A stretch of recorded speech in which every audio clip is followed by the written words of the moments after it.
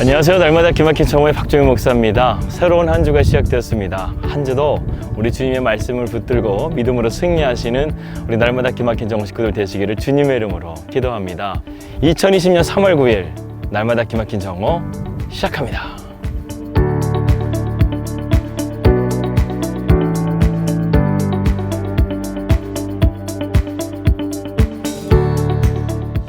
인생을 살다 보면 참으로 설명할 수 없는 일들을 만날 때가 있습니다. 그래서 인생은요, 변수가 가득합니다.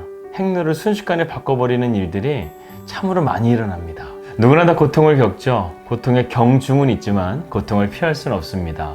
하지만 우리가 이러한 고통에 대해서 바른 태도를 가지고 나아간다면 그 고통을 잘 넘어갈 수 있고 또 하나님의 크신 손으로 능히 이겨낼 줄 믿습니다. 그렇다고 한다면 우리가 고통을 당할 때 어떤 바른 태도를 가져야 될까요? 첫 번째는 바로 수용입니다. 지금 내가 고통 때문에 절망하고 있는 마음, 내 심정 가운데 절규하고 싶은 마음, 그 있는 그들의 모습을요, 하나님께 가져가는 거예요. 여러분, 몸이 아픈데 아프지 않은 척하면 병이 나을까요?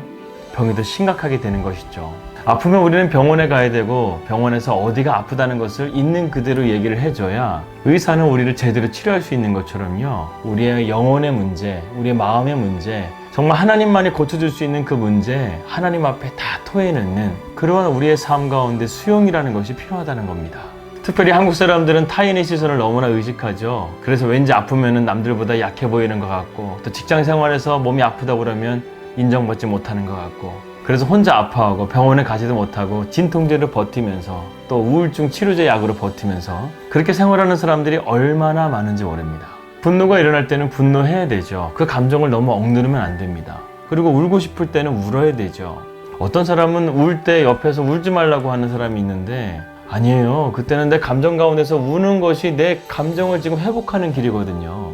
오히려 그 사람 옆에서 같이 울어주는 게 그 사람에게 더 위로가 되고 그 사람에게 더 격려가 되는 것입니다. 그리고 두 번째로는요, 우리 고통을 대하는 바른 태도는요, 이 고통에는 시간이 필요하다는 것을 알아야 합니다. 사람마다 그 고통의 크기에 따라서 그 고통의 시간이 긴 사람도 있고 짧은 사람도 있어요.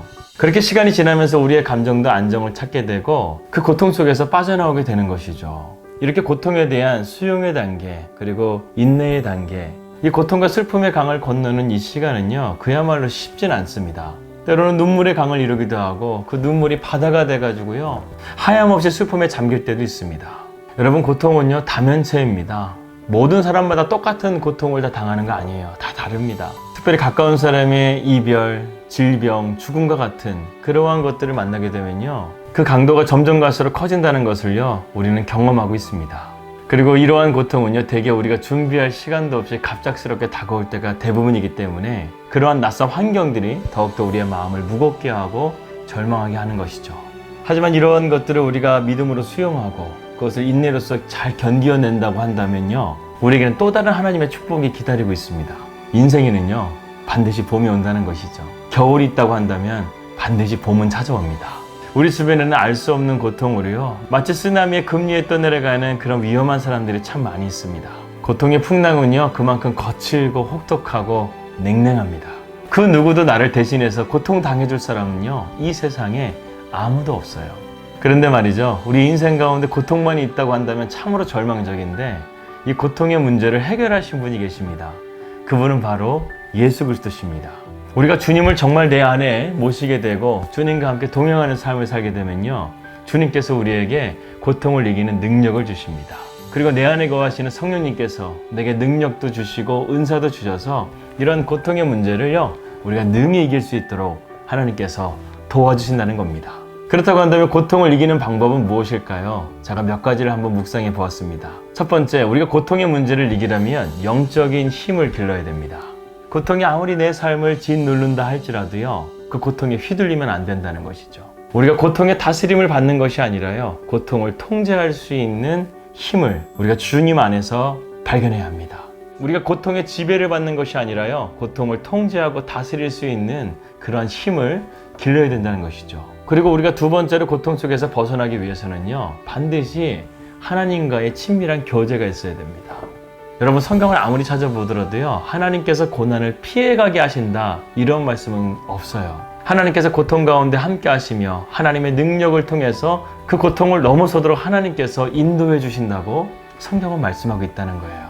창세기의 요셉의 삶을 보게 되면 우리는 그 부분을 참 이해할 수 있게 됩니다. 요셉은 하나님을 경외하는 사람이었습니다. 노예로 팔려갔을 때도 정직하게 일을 해서 인정받았는데 또다시 누명을 써서 감옥에 가게 되고, 또 감옥 속에서 또 그들의 꿈을 해석해 주었는데 그들이 요셉을 잃어버리고, 요셉은 그러한 삶들을 살았지만 요셉을 준비시키시고 그에게 영적인 힘과 지혜를 기르게 하신 것을 우리가 보게 되죠.